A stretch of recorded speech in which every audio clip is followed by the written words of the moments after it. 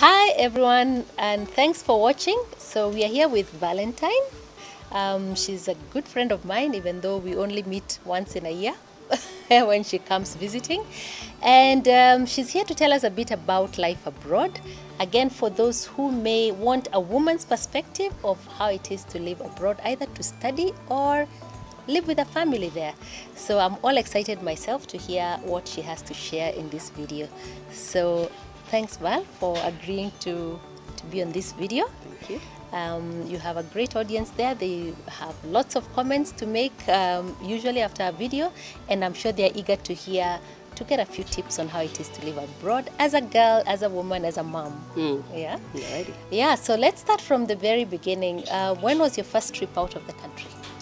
My first trip out of the country was actually in 1997. Okay. When I went for the World Youth Day in France. Okay. And that was a good eye-opener into the world out there, Okay. without it being a very long or permanent thing abroad. But I think it was like opening Pandora's box, because from that point on, some sort of travel bug bit me. And since then, it's, you itch to be on a plane, and if you're not on one, you look up in the sky and you're like, one of these days I'll be in there. So yes, like that was the very first time that I went abroad. Yeah, wow. Yeah. Okay, and now more permanently, when did you leave Kenya then? So I left in, I think, 2001 December to go to the US. Okay. Nice. So which is where I went to study for my master's. So I started my master's here at USIU, just shortly within the same year, and then went to continue with it in San Diego. Okay. They had a sister, I think they still do have a sister campus there, so that's when I went to complete my master's in the US. So it was in San Diego. Okay, so you had already done your first degree? I had done my first degree here. Okay. And to be honest, I had clung on to Kenya for dear life. It was at that point where everybody was flying out. If you weren't flying out, there was something wrong with you, and why don't you want to fly out? And for me, I just definitely did not want to go to the US. So I found any and every excuse, including a whole undergraduate degree, to not go to the US. But then eventually we ended up there, it was affordable and everything else. Okay, okay. So that's why I ended up going to the US to complete my master's program. And then from there, of course, the education bug bit again, and then I moved to Ohio. Okay. After that. So my first stop was in California. Oh, nice, nice. And when you got there, did you feel like running back home, or how was the experience just getting there? Yes, so my first experience with the country in general was a very pleasant one, because I had relatives there. Oh, nice. Okay. So my aunt picked us up, and on the way home we passed by some supermarket. And as soon as I walked in, my cousin asked me, would you like some cookies? And not that I like sweet things or anything. So of course I said yes, just to make her happy, not because I really wanted anything. Nah, I wouldn't do sweets for anything in the world, right? I don't do that sort of thing. Yeah, and I don't know you. Yeah, clearly. And I just stood in front of the cookie aisle. It was an entire supermarket of sweets.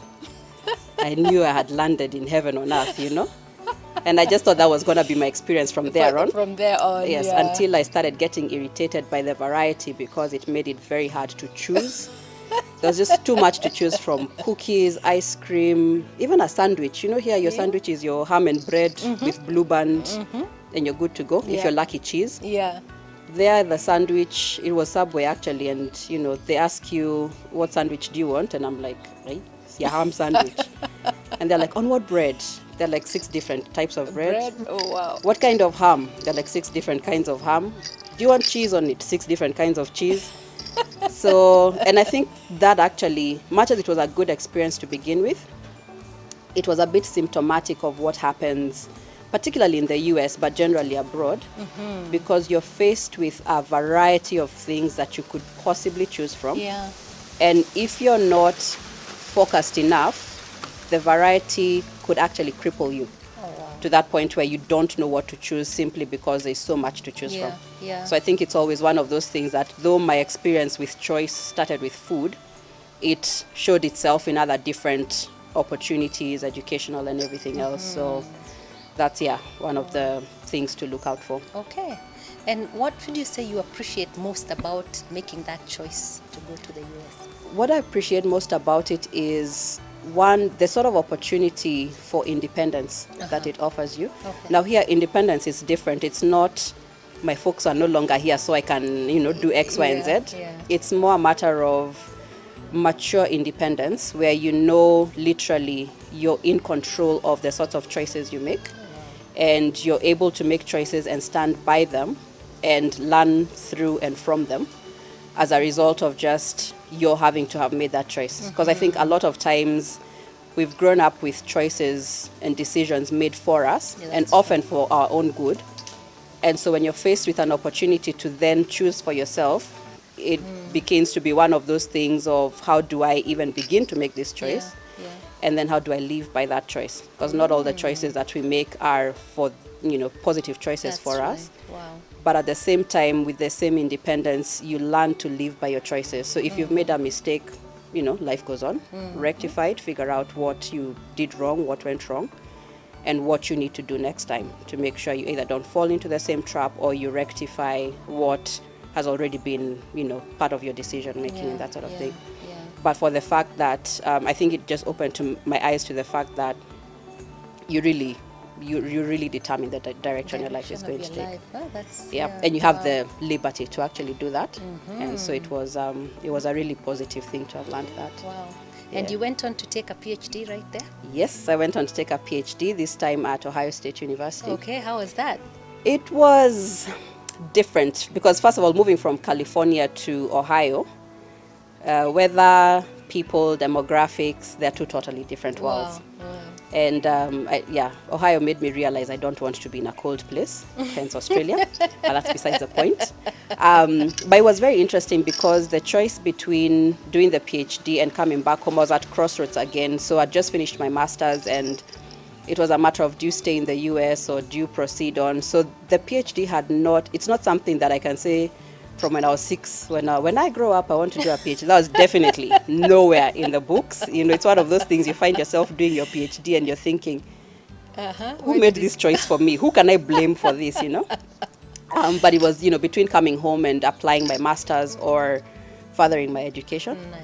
And so at that point, you sit down and, you have a really good chat with God and ask him clearly here, you need to make a decision for him. And he looks at you like, right, I'll equip you with everything you need to make, but you have the freedom to make that decision. Choice. And you're like, oh man, so I can't blame him for anything, So, but anyway, so decision made, application done, to go to Ohio State. And I think for me, at that particular point, I really did a lot of soul searching as to who am I and what am I supposed to be doing? And it was interesting because at that time there's a book that we were reading with a couple of my friends, and we were supposed to read a chapter a week, but of course I didn't.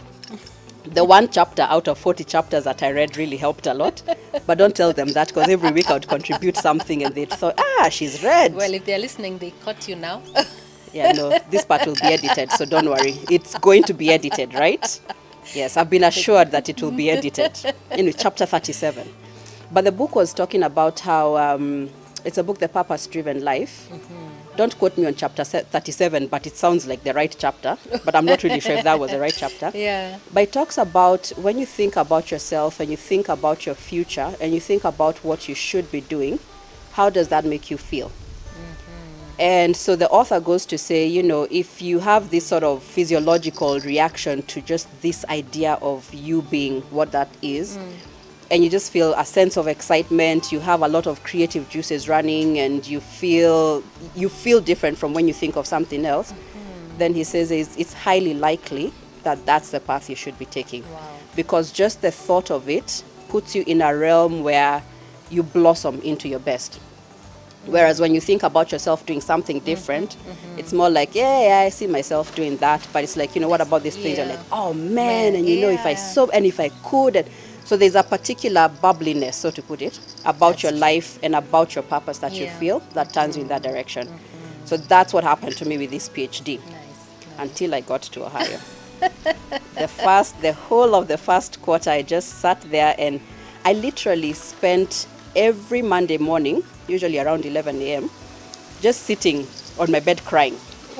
because the place was really cold. I got there and it was really cold. And I only had just my brother there and his fiance, and they're working and everything else. I was living apart from them. I was living in a different, apart student accommodation. So I'd only see them like periodically or mainly on weekends and that sort of thing. So the sense of isolation started to kick in. And I remember every Monday morning around that time, I'd call God for a kamkunji so that I can just cause and complain, like, why didn't you tell me it was going to be hard, And I'm just saying, out of all the things I prayed for, because I'd really prayed for that one, Yeah. out of all the things I prayed for, how come this is the only prayer you've answered? I mean, you have a very childish audacity around these things. I'm like, how come you haven't given me my 2-door drop-top white leather seat BMW, but you've given me this education? So, of course, God muted me on his incoming list. Whenever my number flashes, he's like, do not answer, not now. Not now. But it was really a very isolating experience. There were a lot of tears, just a lot of, I'd come from having developed my whole set of friends and, all sorts of things. I didn't always live close to family, but they were always around me somewhere. Yeah. But I developed that network. I knew people and days were packed with things. And then all of a sudden, snow and people who, they give you this fake plastic smile when you're passing them. And as soon as you turn around, the smile went even like it wasn't even on the face. Wow. And, you start discovering this whole new world and you're thinking, oh my goodness, what led me to do this, So I spent the entire term, which is a good 3 months. Yeah. With a dedicated Monday, crying Monday. Crying Monday. You have to allow yourself some tears, otherwise you won't be able to let it out. You complain all you want, but at the end of the day, you will still pick yourself up, dried tears, everything else. And I remember that day, Mondays was when I had law. I had a class in law, and the teacher was just like a Kenyan teacher, only that he had an American accent. Man, I hope he's not watching this channel, but if he is, I really enjoyed my law, higher education law, something. Yeah, it was sure one of my best units, one of my very best. But edit that out as well. But it was difficult. I'm not wired that way. I had 4 classes, whereas the main usual load is 3 classes. So there was a lot of pressure. Okay. And to me, I thought, I was just thinking, I'd be happy to drop off at that point because things are too hard. But I had to keep going when I think about the lots of sacrifices, my family made financially to get you there, emotionally to be there with you. Yes. To sit and think that, I'm going to tell them, oh, my classes are too hard, so I'm dropping out. They'd look at you like, they'd send you the invoice for everything you need to pay back for. And you think, oh, maybe I need this education to get the money to pay you all back for it, Yeah. But, but there was still, despite that hardship, there was still a flicker of drive still in it. Like, look, I've started it. At all costs, I'm going to finish it. Because, again, the US, with what I was saying with the choices, there are very many choices. And it's easy to hop on from one thing to the next, to the next, to the next. And to find yourself not having one of anything in the end. And so for me, not finishing was not an option. And so I just had to flog through the law class that I enjoyed and many other classes that I would think, seminars and stuff like that. And I'm thinking, why am I paying for this? I could just as well go to the coffee shop with my lecturer and would cover this whole topic. Yeah. Because the way of teaching was also different to what we're used to here and that sort of thing. So there was a lot to adjust to. But I think one of the things that I had at least told myself, I'm not good with making a choice when faced with too many choices. The variety. There's too much variety and all of it seems doable. And in the US, I mean, literally the sky is the limit, or whatever the sky is. What do they say about oysters and the world is your oyster or whatever it is? But literally you can do anything and everything under the sun. Yeah.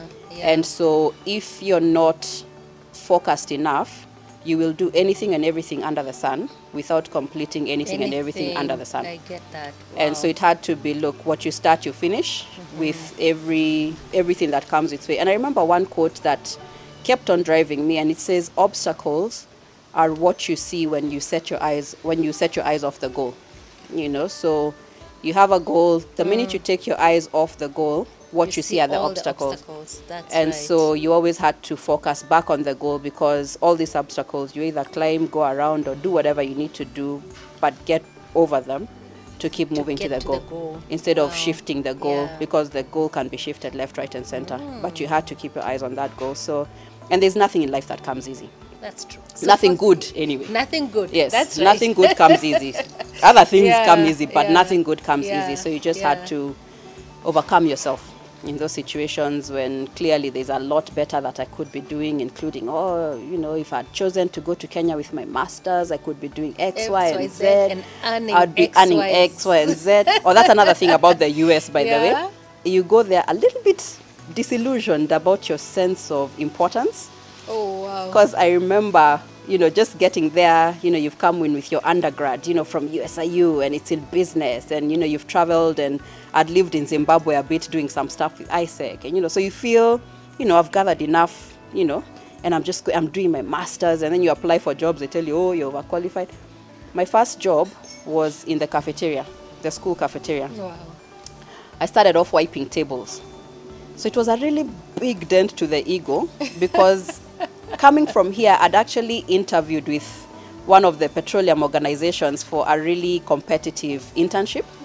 And I was one of two shortlisted for the final step. Wow. Then this US thing came in, and so, they picked the other candidate and whatnot. So you're coming from a point like that, like, I could have been working in a multinational doing X, Y, and Z. So there's no way I'm going to the US to do what? To wipe tables. wipe tables No way. now. And then you realize you have a tablecloth in your hand, and you're thinking, now what do I This do with goes this? somewhere. It goes somewhere that you're not accepting yet. So I started wiping tables.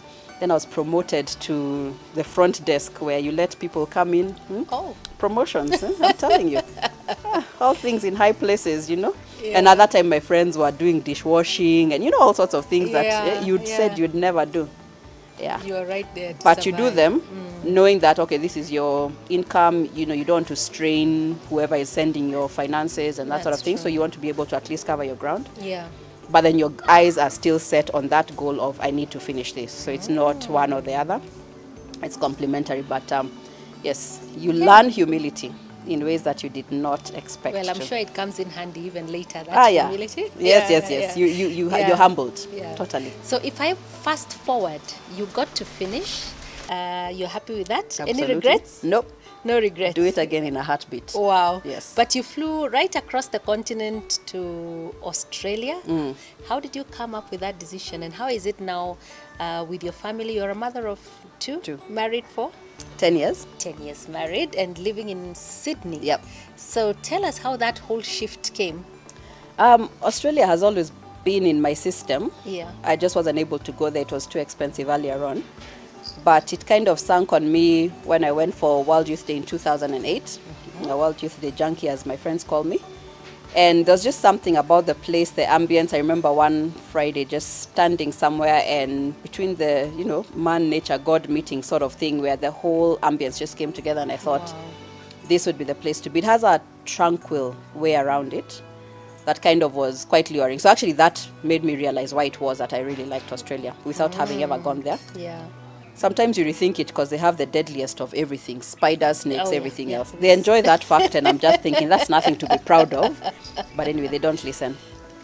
But with Australia, what also sank in, particularly when now thinking of it from a family perspective, was looking at things like quality of life. So I'd lived in the US, during my studies.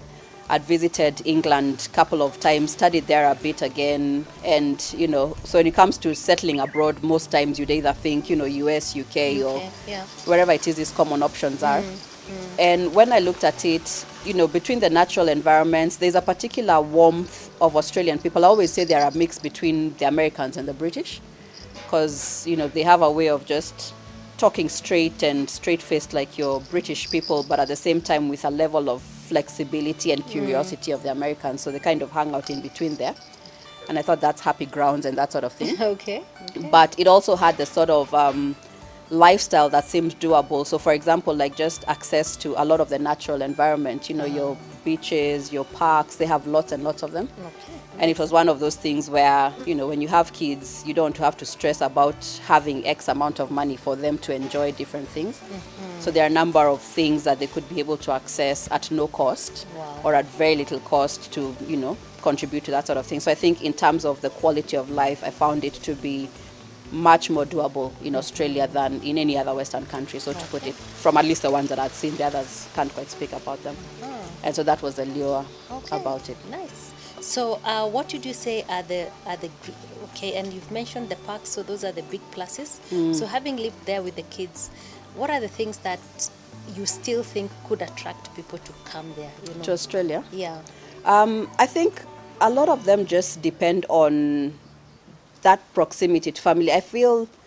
I think a lot of times when you're in those sorts of places, you develop a greater connection with your nuclear family. Yeah, Okay. you have the downside of that is you're often not with your extended family, especially if you're first generation sort of thing. Yeah, but in terms of just even being present in your children's lives, Yeah, that's there's true. a way that it forces you to be there, but in a positive way. In that, I mean, you're literally everything for those kids. Yeah. You're their chef, you're their driver, name it. You do their laundry, you're their laundromat, you know. And sometimes, of course, it can be a thankless job as everywhere else. Yeah. But you develop a closeness with them that allows you to see into their world, That's true. because you're with them when they are literally exploring their world. So I remember, like with my son, you know, he's just 1-2 years old, and you know, everything to him is just so new, so exciting. Yeah. And that's when you realize that there's something about growing old that comes with a particular cynicism, that you actually need to be around young people in a good environment to remember the youthful part in you. Because I think sometimes you just get bogged down in the grind of Yeah, life, you know, that's true. the job, then Yeah. you come home, you're Oh, yeah. cooking, you're doing, you know. So you age externally Yeah. very fast, but you remain young at heart. You know, that one you Really? always... Yes, Really? some of us are spring chicken. You know, I stopped counting my age from when I clocked 30. Yes, I did get to 30, but beyond that, you don't want to know how much past 30, yeah? And that's besides the point. Just know I'm still young at heart, you know? And that's all that counts. That's all that counts. I But agree. yeah, but they do have a way of reminding you about just the vitality of life, Yes, you know, just looking at the yeah. world through their eyes, which I honestly do not think I would have experienced by raising them at that stage in Kenya. Because, you know, here, once you have a house help, you're good to go. You leave the Yeah. kid and come back. Whereas in Australia, if you do want to have a house help, you better make sure you're making your millions, because they Yeah. don't come They- cheap or yeah, easy. Yeah. But I think it's the blessing of just being able to be there in their lives, to know exactly who they are. So just thinking about maybe someone who may be thinking of relocating to live in Australia or any other country, what tips do you have for them that they may need, some things they may need to think about before making that move? Yeah.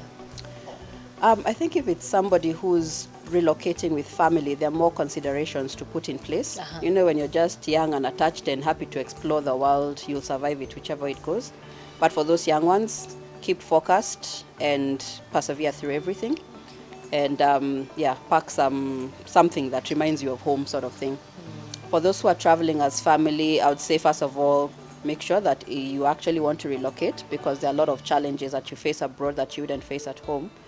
And then, of course, you know, all sorts of memoirs and everything else. But I think also one of the most important things to pack is an attitude that will let you survive there at all costs, if that's what you've so decided. Where you look at things through a more positive light. There's a lot of stuff that happens out there that can really, you know, get you down and challenge you and everything else. But like with everything, how you deal with it is actually what makes a difference.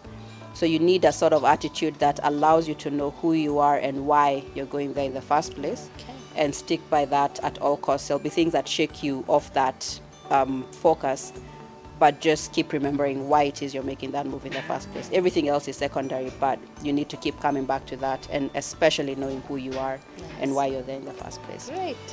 Happy travels, Yeah. whoever is planning on going. Thank you. Thank you so much, Val. It's been great talking to you. And I hope you have gathered some good insights on this video. Thanks for watching.